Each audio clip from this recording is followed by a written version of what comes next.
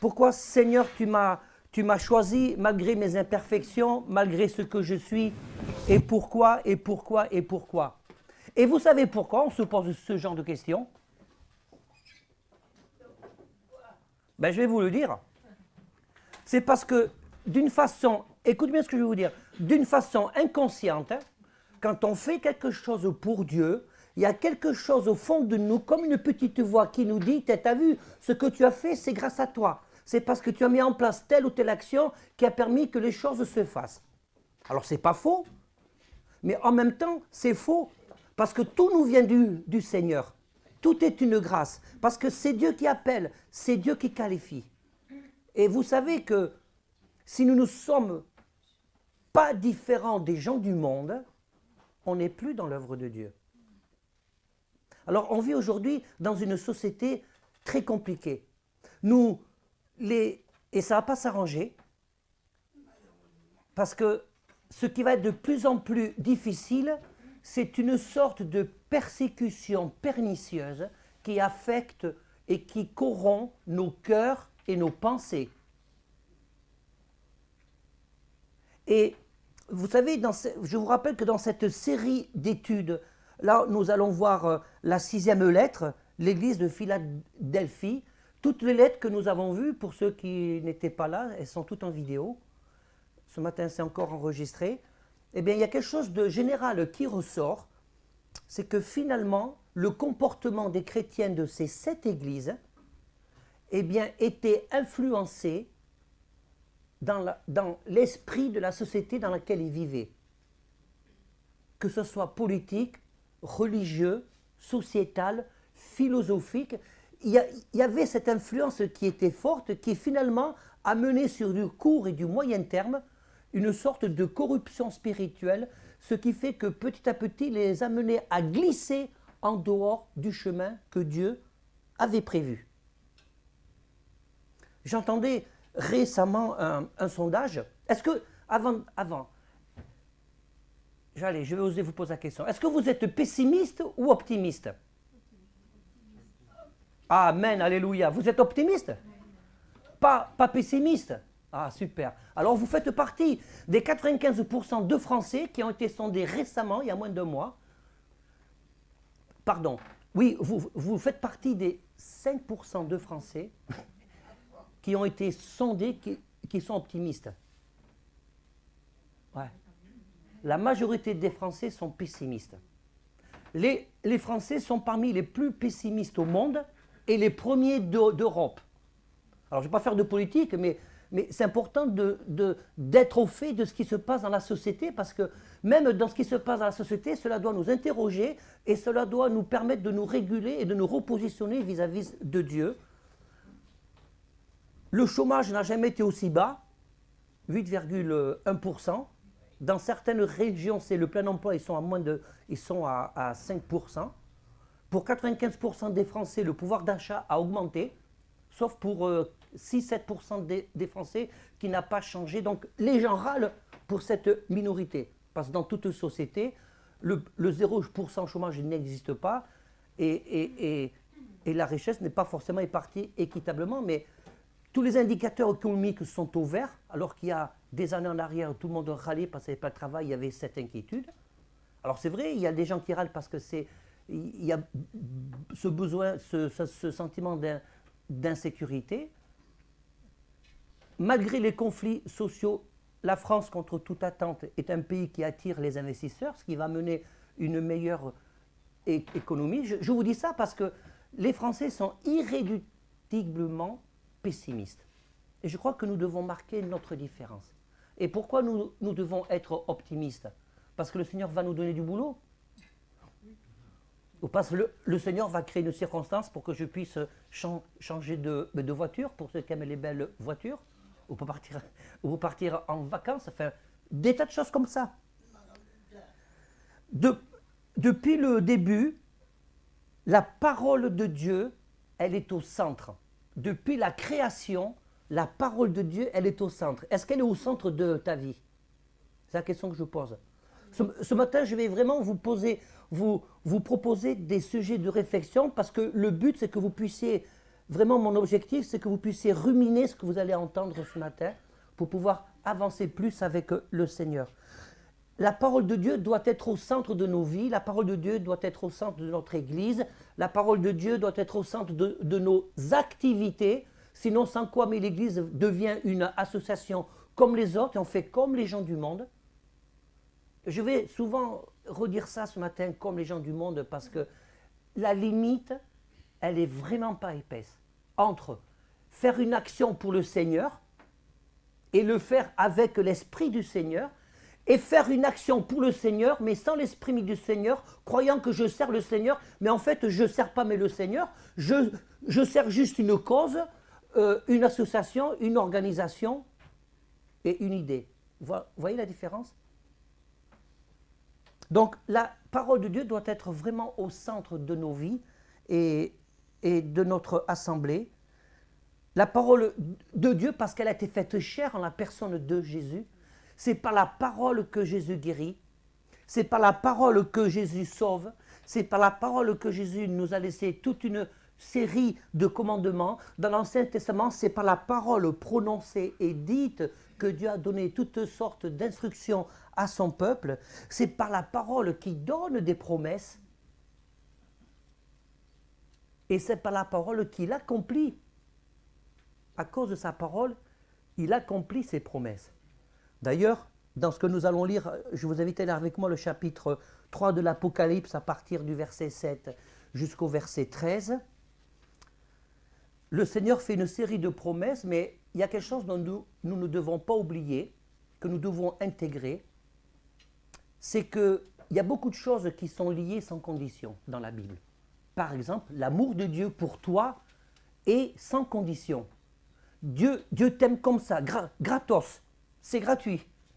Dieu t'aime quoi que tu dises, quoi que tu fasses, quoi que tu représentes, quelle que soit ta mentalité, ta façon de penser, ta façon de fonctionner, Dieu t'aime d'un amour que jamais tu ne pourras mesurer de toute façon. Le salut, c'est sans condition. La guérison, c'est sans condition, c'est gratuit. Jésus a guéri des tas de gens comme ça. Mais par contre, quand Dieu fait des promesses, l'accomplissement de ces promesses est soumis à des conditions.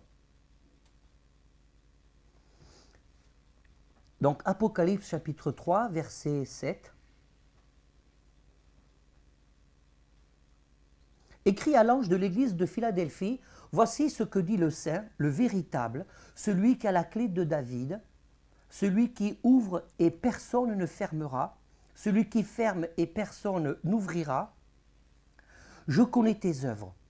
Voici parce que tu as peu de puissance, que tu as gardé ma parole et que tu n'as pas renié mon nom, j'ai mis devant toi une porte ouverte que personne ne peut refermer.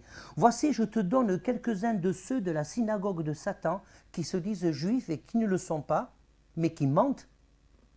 Voici, je les ferai venir se prosterner à tes pieds et reconnaître que je t'ai aimé. Parce que tu as gardé la parole de la persévérance en moi, je te garderai aussi à l'heure de la tentation qui va venir sur le monde entier pour éprouver les habitants de la terre. Je viens bientôt, retiens ce que tu as, afin que personne ne prenne ta couronne. Celui qui vaincra, je ferai de lui une colonne dans le temple de mon Dieu, et il n'en sortira plus. J'écrirai sur lui le nom de Dieu et le nom de la ville de mon Dieu, de la nouvelle Jérusalem, qui descend du ciel auprès de mon Dieu, et mon nom nouveau. Celui qui a des oreilles, entende ce que l'Esprit dit aux églises. Amen. Vous avez des oreilles? Alors entendez ce que le Seigneur veut nous dire ce matin. Ça passe par nos oreilles physiques, mais les oreilles du cœur. Entendons ce que le Seigneur veut nous dire ce matin. Vous savez, ce n'est pas celui qui a les plus grandes oreilles qui écoute le mieux.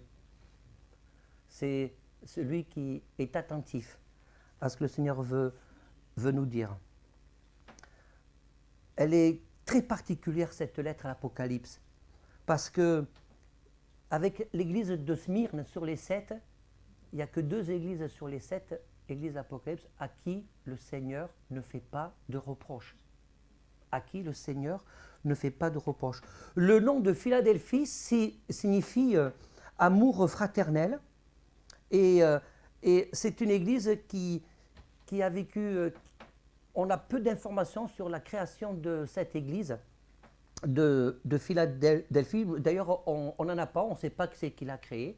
On sait qu'elle était sur un chemin qui régulait toute l'activité économique.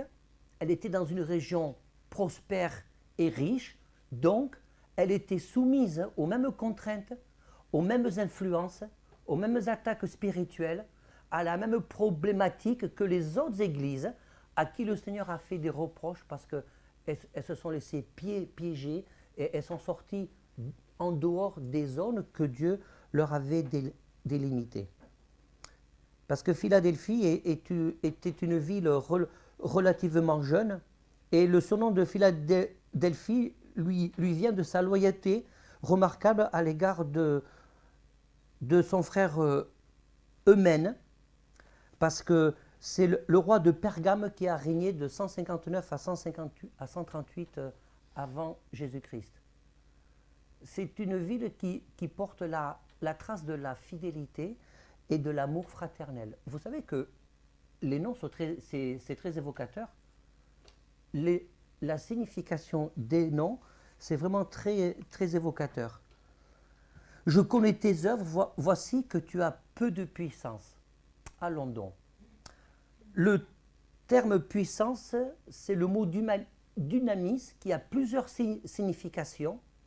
Donc c'est ce même mot qui est utilisé dans divers passages lorsqu'on parle du pouvoir de l'homme, lorsqu'on parle de l'influence, lorsqu'on parle de la richesse, lorsqu'on parle des armées, lorsqu'on parle de l'influence, mais c'est le même mot aussi lorsqu'on parle de cette puissance imposante parce qu'il y a beaucoup de monde, parce qu'il y a beaucoup d'actions qui sont faites.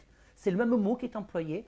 Le même mot puissance comme ça est employé dans divers passages de la Bible lorsque des grandes actions sont amenées, mais c'est aussi le même mot qui est employé lorsqu'il y a aussi des miracles. Et là, en l'occurrence, dans le contexte de cette parole, de cette lettre que Dieu fait à l'église de Philadelphie, tu as peu de puissance, par rapport aux autres églises, tu as peu de renommée. C'est bizarre. Ça doit nous interroger. Encore une fois, je vais dire beaucoup de choses où les limites seront très, très, très minces. Ça ne veut pas dire que l'on doit rien faire et rester dans notre coin. C'est pas ça. Dieu recentre les choses à travers cette lettre à Philadelphie. Dieu désire nous recentrer. C'est important de faire des actions pour le Seigneur. Mais quel est le plus important? L'action que je fais pour le Seigneur ou le positionnement de la parole que Dieu a dans mon cœur? Quel est le plus important? De savoir faire les choses bien techniquement ou de les faire selon l'Esprit de Dieu? Qu'est-ce qui me motive à servir Dieu? Je sers Dieu pour moi-même, je sers Dieu pour qu'on puisse me voir, je sers Dieu pour qu'on puisse voir que je sais faire bien les choses, chanter, jouer, gérer, animer, des tas de choses, ou je sers Dieu parce que j'obéis simplement à un appel et je compte constamment sur la grâce, sur la puissance de Dieu pour que Dieu puisse m'éclairer dans mon service? Comment se fait-il que, par exemple, pour que des gens puissent servir aux tables, lorsque les apôtres ont commencé à se structurer, il fallait qu'ils soient remplis du Saint-Esprit? Mais dans la logique humaine, c'est pas logique. Si je sers Dieu avec une logique humaine, je ne peux pas comprendre pourquoi des gens qui servent à table doivent être remplis du Saint-Esprit. Dans la logique humaine, celui qui prêche doit être rempli du Saint-Esprit. Celui qui fait chanter doit être rempli du Saint-Esprit. Celui qui prophétise, il a intérêt à être rempli du Saint-Esprit aussi. Mais celui qui sert aux tables. Ça doit vraiment, frères et sœurs, nous interroger sur la façon dont Dieu fonctionne. Est-ce que tu sais comment Dieu fonctionne? Est-ce que tu te poses la question, Seigneur, comment tu fonctionnes? Quelle est ta façon de voir les choses? cette lettre formidable à l'église de Philadelphie nous montre finalement aussi une facette dont Dieu voit les choses.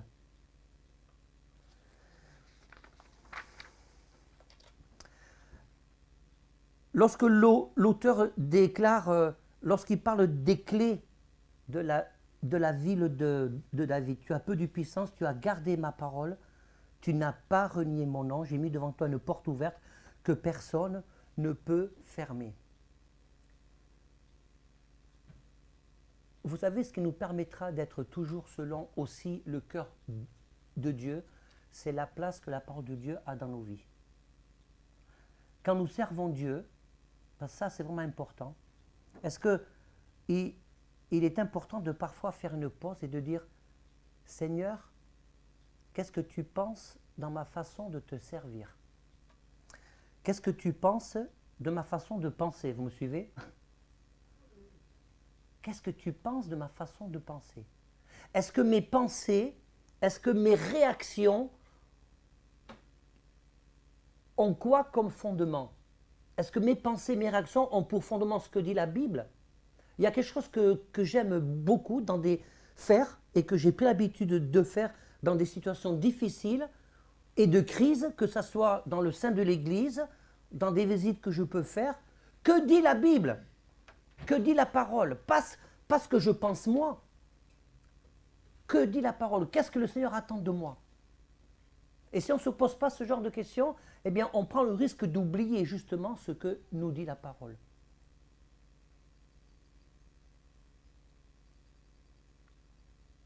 Est-ce que je sers le Seigneur pour avoir du rayonnement ou je sers simplement le Seigneur pour lui obéir ?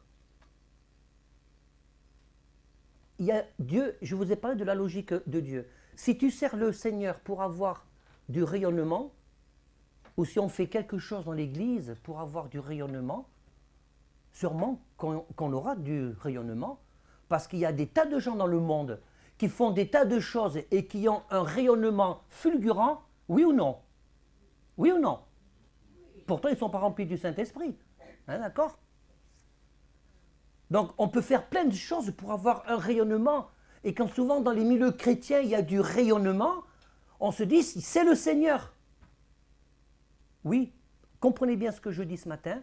Je ne suis surtout pas en train de jeter une opprobre quelconque sur les grandes églises qui ont du rayonnement. Il ne m'appartient pas de juger, je ne suis pas en leur sein pour juger si ce qu'ils font c'est bien ou pas bien, ou s'ils le font vraiment selon le cœur du Seigneur. Je suis en train de parler de nous. C'est pour ça que je dis les limites sont toujours faibles. Donc si je sers le Seigneur pour avoir du rayonnement, je vais certainement avoir du rayonnement s'il y a des compétences, s'il y a de l'investissement, etc. Mais qu'est-ce que Dieu pense de tout ça ? Par contre, si je sers le Seigneur pour obéir au Seigneur, parce que je veux être un instrument de bénédiction, le rayonnement, ça appartient au Seigneur. Vous comprenez ?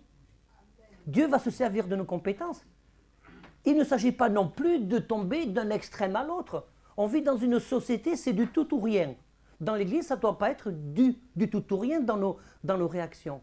Si je sers le Seigneur, pas pour avoir de la puissance, mais simplement pour obéir au Seigneur, pour obéir à son appel, et pour mettre à la disposition du Seigneur mes talents. Tu as des talents, mets-les à la disposition du Seigneur. Mais ne le fais pas pour avoir du rayonnement, fais-le pour obéir au Seigneur. Et c'est Dieu, par sa présence en toi, qui provoquera le rayonnement. C'est tout à fait différent. Et il se trouve que dans cette église, eh bien, elle avait peu de rayonnement, mais elle avait l'essentiel, et c'est ce que Dieu approuve. Dieu n'est pas là pour approuver toutes nos actions, Dieu, il est là pour approuver notre attachement à lui, l'attachement que nous avons à sa parole. Est-ce que tu aimes la parole de Dieu ? Alors, je sais que vous allez vraiment répondre oui. Alors, ça ne va pas de me répondre. Bon, quelqu'un peut ne pas aimer, on est en démocratie encore. Mais est-ce que tu aimes la parole de Dieu ? Parce que aimer la parole de Dieu, c'est d'y revenir pour en faire sa propre référence. Aimer la parole de Dieu, c'est accepter qu'elle puisse nous heurter, qu'elle puisse heurter notre humanité, Parce que quand Dieu nous reprend, on est toujours confronté à la toute-puissance et à la grande et l'infinie sainteté de Dieu. Quand Dieu nous reprend, c'est notre humanité, c'est notre péché, nos égarements, ils sont confrontés à la sainteté de Dieu.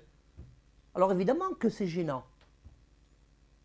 Mais si la parole de Dieu est au centre, je ne peux pas faire autrement que de l'accepter.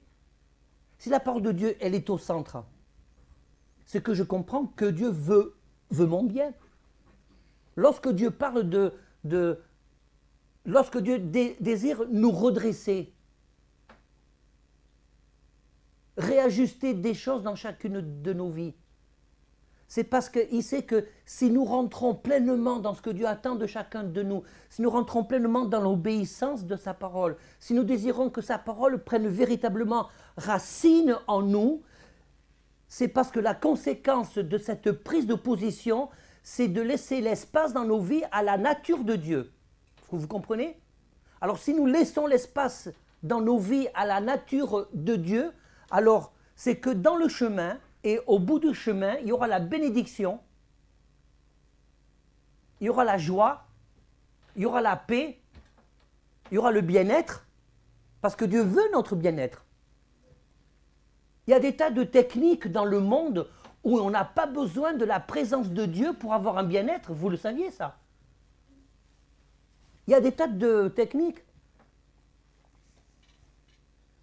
Rappelez-vous, 1 Corinthiens 13, on peut faire des tas de choses, mais si on ne le fait pas selon l'amour de Dieu, aux yeux de Dieu, ça ne sert à rien. Or, si la parole de Dieu doit être au centre de nos vies, c'est des choses que nous devons pouvoir intégrer et accepter.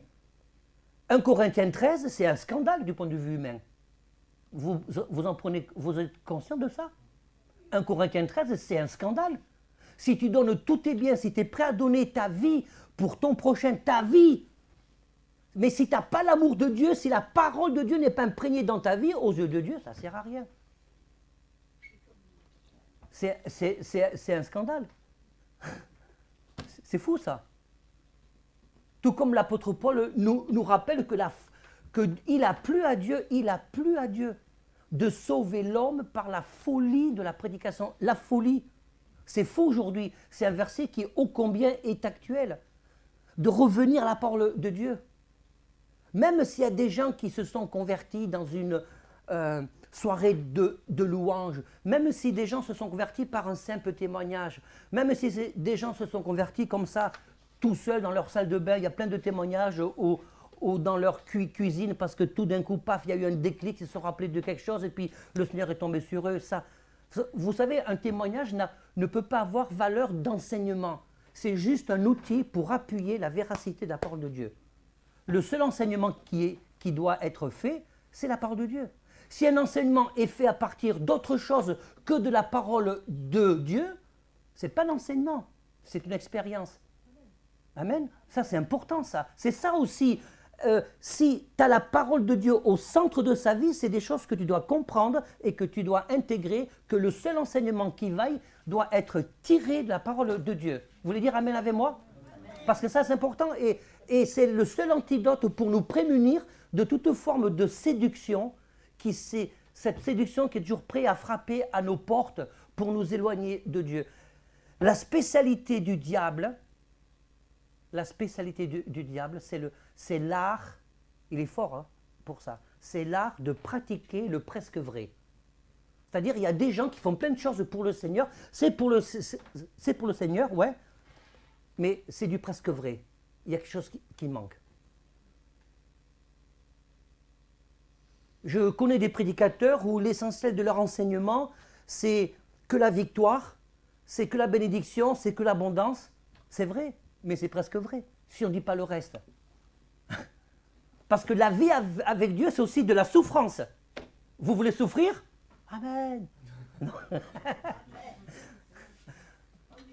Si vous ne dites pas Amen, c'est honnête. Moi, j'ai pas envie mais de souffrir. J'aime pas souffrir. Je n'aime pas l'épreuve. Je n'aime pas me prendre la tête en disant mais Seigneur, j'ai besoin de ta révélation, j'ai besoin que tu touches mon cœur pour que je comprenne des situations à la lumière et avec le regard, la parole de Dieu. Je n'aime pas faire ça. Et je le reconnais parce que humainement c'est difficile, parce que ça m'oblige à me plonger dans la profondeur de la vie de Dieu pour que mes pensées, pour que ma façon de parler, pour que ma façon d'être soit calquée sur ce que Dieu attend de moi et soit pas calquée sur ce que j'ai envie de faire, sur ce qui me convient. Quand nous vivons selon la parole de Dieu ancrée en priorité dans nos cœurs, il y a quelque chose qui ne trompe pas. C'est la considération que nous avons les uns pour les autres. Et d'ailleurs, ça tombe bien, puisque Philadelphie, ça veut dire amour fraternel. L'amour fraternel, ce n'est pas de donner de l'importance à quelqu'un qui a du potentiel, qui va être un atout particulier et majeur pour l'ensemble de la communauté. L'amour fraternel, c'est de donner plus d'importance à quelqu'un qui n'a pas un atout particulier pour la communauté en termes d'investissement, en termes d'action, en termes de qualité, en termes de pouvoir faire quelque chose. Pour la bonne et simple raison, c'est que quand je regarde dans la Bible, dans la parole, si je la veux dans mon cœur, c'est que Jésus a toujours eu une certaine, entre guillemets, préférence pour les plus faibles, pour ceux qui ont besoin de plus d'attention. Lorsqu'une communauté, lorsqu'une église axe aussi son attention sur les gens qui en ont le plus besoin, là déjà c'est un bon signe, c'est comme une borne, c'est un panneau qui nous dit, ben là mon gars, tu es dans la bonne voie.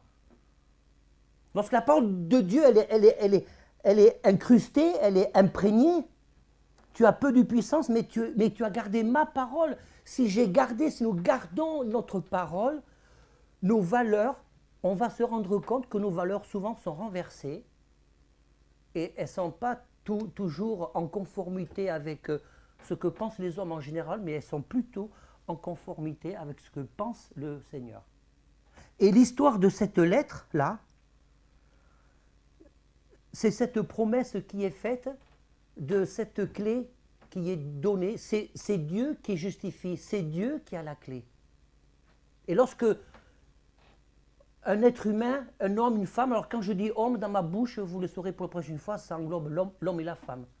Je ne suis pas misogyne. Lorsque Dieu donne la clé à un homme, à une femme, lorsque Dieu ouvre une porte, personne ne peut la fermer. Et lorsque Dieu ferme une porte, tu peux toujours la défoncer, mais ça ne sera pas Dieu. Et lorsque Dieu dit dans cette lettre, je te donne quelques-uns de ceux de la synagogue de Satan qui se disent juifs et qui ne le sont pas et qui mentent, et qu'ensuite Dieu dit dans cette lettre, eh bien, ils reviendront à toi, ils se prosterneront devant toi, devant le petit, toi petit, et parce qu'ils reconnaîtront que je suis au milieu de toi. Frères et sœurs, nous devons être encouragés à nous investir, à servir le Seigneur. Il ne s'agit pas de dire « Oh, le Seigneur, il aime les églises qui ont peu de rayonnement, ça tombe bien, on n'est pas 1800, donc le Seigneur nous aime vachement bien. » Ce n'est pas ça que je suis en train de dire ce matin. Parce qu'il y a des églises qui ont peu de rayonnement et qui sont totalement aussi à côté de la plaque. Si la parole de Dieu n'est pas au centre, le problème n'est pas d'avoir du rayonnement ou pas. Le problème, c'est, est-ce que la parole de Dieu, elle est au centre? Est-ce que la parole de Dieu, est-ce que c'est la parole de Dieu qui conduit mes actes et mes actions? Ou est-ce que c'est mes actions et mes actes qui conduisent la parole de Dieu en moi? Je fais des actions, je fais un service particulier en prenant la parole de Dieu pour justifier ce que je fais, ou je prends la parole de Dieu comme arme, comme vêtement, comme protection pour pouvoir travailler dans de bonnes conditions et être en obéissance avec le Seigneur. Vous voyez la différence? Et cette différence, c'est beaucoup plus facile de faire comme je veux, parce que je le vaux bien, que de chercher, Seigneur, quelle est ta volonté à mon égard, que de chercher à faire les choses selon le cœur de Dieu. Et vous savez, il y a des principes simples qui sont aussi des principes humains. Lorsque je fais quelque chose pour le Seigneur, si je le fais en étant attentif et en acceptant de comprendre et de savoir ce que l'autre ressent à travers mon action, c'est bon. Si je le fais dans une forme de toute puissance, de toute façon, c'est le Seigneur qui m'a dit de le faire. Donc, quoi que les autres pensent ou disent, je m'en fous, parce que je fais ce que le Seigneur me dit. Mais ça, c'est une attitude qui n'est pas conforme à la parole de Dieu. Quand on sert le Seigneur, on n'est pas des rouleaux compresseurs. La pression dans le service de Dieu est anormale. La pression dans le service de Dieu est anormale. Parce que ça, ce n'est pas dans la volonté de Dieu. Il ne faut pas confondre pression et grosse activité. Je m'entends par là, il y a des fois où, dans notre église, vous l'avez remarqué, c'est assez tranquille quand même, mais il y a des fois où ça n'avait rien à voir avec la pression, il y avait beaucoup de choses à faire, donc il y a des week-ends où c'est concentré, où il faut se mobiliser, mais ce n'est pas tous les week-ends. Vous comprenez ce que je veux dire?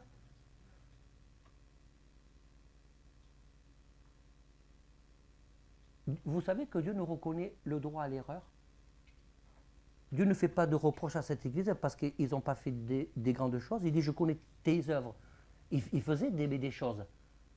Mais ce n'étaient pas des choses qui étaient rayonnantes, mais il les faisait selon le cœur du Seigneur. Il les faisait selon le cœur du Seigneur. La promesse au verset 8, j'ouvre une porte devant toi que personne ne peut fermer. La deuxième promesse au verset 9, c'est un encouragement à la persévérance. Il dit, voici ce que je ferai des gens de l'assemblée de Satan, des menteurs qui se présentent juifs, mais qui ne le sont pas. Je les forcerai à venir s'agenouiller devant toi pour t'honorer. Ça, c'est un encouragement à la persévérance et c'est le résultat d'une honnêteté spirituelle et intellectuelle. Parce que tout n'est pas que spirituel. Dieu nous a donné un cerveau, une capacité à raisonner, à réagir, à réfléchir.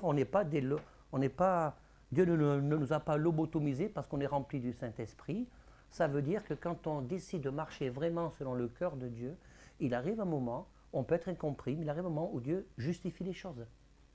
Dieu justifie.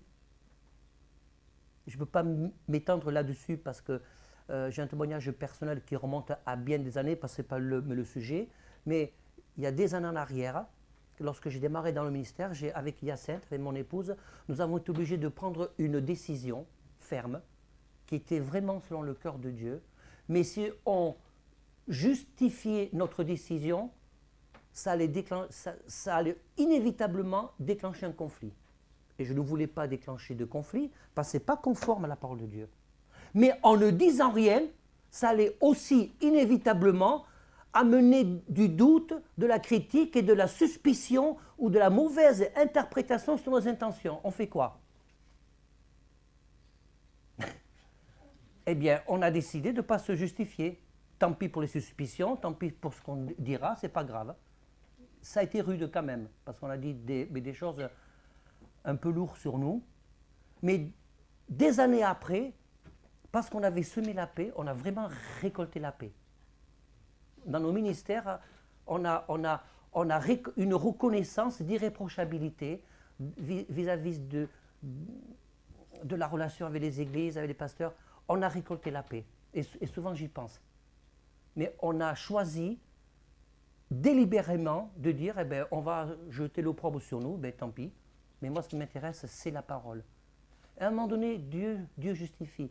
À un moment donné, ça fait partie de la souffrance de vivre selon la parole de Dieu, c'est d'accepter que les gens pensent des choses pas gentilles, des choses fausses sur nous. C'est pas pour être baso, hein, parce qu'à un moment donné, il faut faire un choix où je garde cette parole, où je m'en sers quand ça m'arrange, parce que je veux surtout pas qu'on touche à ma petite personne. Vous comprenez? Et là, ça a été le cas, c'est vraiment un encouragement. La troisième promesse au verset 10, c'est « Je te garderai pour la période de malheur qui va venir sur le monde entier pour mettre à l'épreuve ses habitants. » Ce verset mérite quelques explications. C'est une période de malheur, plus littéralement, c'est l'heure de l'épreuve. Dans 1 Jean chapitre 2, verset 18, l'apôtre utilise l'expression « la dernière heure ». Et en réalité, c'est une expression qui s'étend entre l'ascension de Jésus devant les apôtres jusqu'au moment de son retour. Souvent, on parle de la dernière heure. Il me semble qu'il y a une compréhension sur le retour de Jésus. Il y a des gens qui disent « nous sommes dans la dernière heure ». Non, ça fait depuis que Jésus est monté au ciel que nous sommes dans la dernière heure, quand même. Que nous sommes dans la dernière heure, parce que les gens qui nous ont précédés, certains ont été beaucoup plus persécutés que nous, et encore beaucoup plus persécutés que malheureusement les chrétiens dans certains pays aujourd'hui le sont. Tout au long de l'histoire, il y a eu des persécutions terribles. C'est important aussi de connaître l'histoire, parce que si on se mettait à la place de ces gens-là, il peut y avoir une certaine déception, parce qu'il pourrait se dire la persécution elle est tellement intense que Jésus va bientôt revenir. Or, ce n'est pas encore l'heure. Et n'oublions pas que la parole nous informe et nous dit qu'un jour est comme 1000 ans. Un jour est comme 1000 ans, ça ne veut pas dire que un jour au ciel, ça veut dire 1000 ans fois 364. C'est pour nous donner l'idée que le temps de Dieu n'est pas le nôtre. Que c'est Dieu qui a la maîtrise du temps, ce n'est pas nous. Et que depuis que Jésus est monté au ciel, nous sommes dans la dernière heure. Alors, il est évident que nous sommes beaucoup plus près de la fin que les apôtres ne l'étaient à ce moment-là. Et quand Jésus dit « je viens bientôt », vous comprenez que les apôtres ont compris il va revenir dans quelques années. Jésus déjà parlait en disant « je viens bientôt », il parlait déjà avec cette notion du temps qui était la sienne, pas la notion du temps des hommes.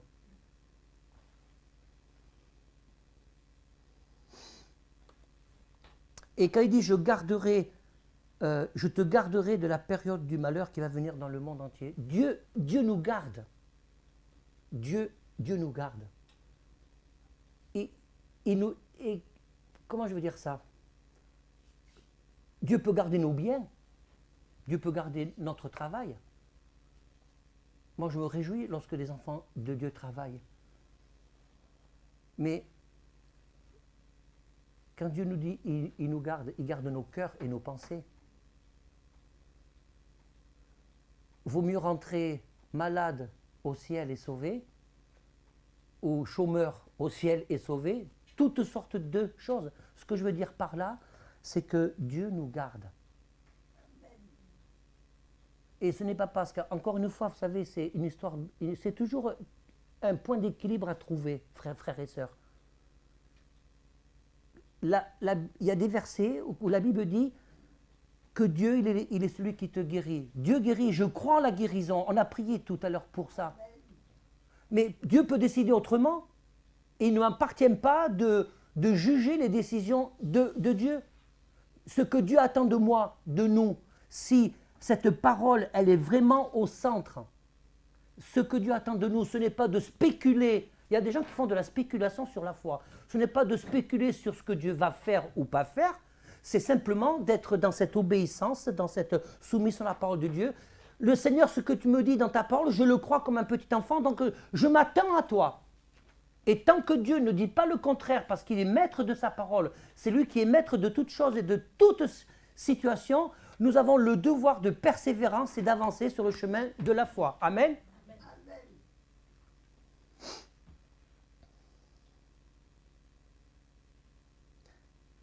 Dans Jean 17, Jésus nous apporte un élément de la prière. Quand il dit, pardon, « Je te prie de ne pas les ôter du monde ». On est dans le monde. Et il faut rester dans le monde. Comment est-ce que les gens vont faire pour voir la lumière du monde que nous sommes censés être si on s'exclut du monde? On est dans le monde, mais on n'est pas du monde. Et c'est pour garder cet équilibre subtil que j'ai besoin que la parole de Dieu soit au centre. Si je suis dans le monde pour ne pas virer et être du monde. Et la dernière promesse est au verset 11, « Je viens bientôt. Je viens bientôt. » le Seigneur va nous donner des récompenses. Le verset fait allusion en parlant de la couronne de victoire. Cette promesse permet de vivre dans la perspective de son retour et c'est une perspective qui change beaucoup de choses. Et si Jésus ne revenait pas, il y avait vraiment de quoi désespérer. Mais Jésus revient pour te dire, rentre bon et fidèle serviteur. Bon et fidèle serviteur. Vous savez, il n'y a pas de hiérarchie dans les appels. C'est important, c'est encore une subtilité. L'appel au ministère n'est pas, en termes de valeur spirituelle, n'est pas plus important qu'un appel différent de celui qui prêche. Apôtre, pasteur, prophète, enseignant, docteur, ce sont des appels différents. Parce que l'appel en termes de valeur, et nous devons les considérer comme étant les mêmes, parce que le but d'un appel, le but d'un service, je sers Dieu pour le bien de l'Église, pour le bien de mes frères et sœurs. C'est ça. Sauf que la seule différence qu'il y a, ce n'est pas en termes de valeur, c'est en termes de responsabilité, parce que Dieu dit, c'est Dieu qui appelle et c'est Dieu qui qualifie. Donc on ne peut pas, parce que dans la parole de Dieu, il y a des tas d'histoires où on voit que des gens sont jaloux. Lui fait ça, moi j'aimerais bien le faire. Non, non. Si tu es jaloux de quelque chose que quelqu'un fait et que toi tu ne fais pas, là c'est un péché, c'est vraiment un problème. Parce que tu es en train d'accuser Dieu que Dieu a fait le mauvais choix. C'est ça en fait. Hein? Qui c'est qui va accuser le Seigneur ce matin? Lève bien haut la main. C'est Dieu qui qualifie. Et la seule chose que nous devons faire, c'est de nous respecter les uns les autres. C'est de respecter l'appel que Dieu a mis dans le cœur. C'est de respecter l'action, le ministère, le sacerdoce que les personnes sont amenées à faire. C'est ça, être selon le cœur de Dieu. C'est ce que je veux, ce que je voudrais vraiment, et nous le faisons vraiment. Je n'ai vraiment pas à me plaindre de l'Église que le Seigneur m'a permis de travailler. Ce que nous avons besoin, c'est de toujours nous poser la question, Seigneur, est-ce que je vis selon vraiment ta parole? Amen. Gloire à ton nom, Jésus.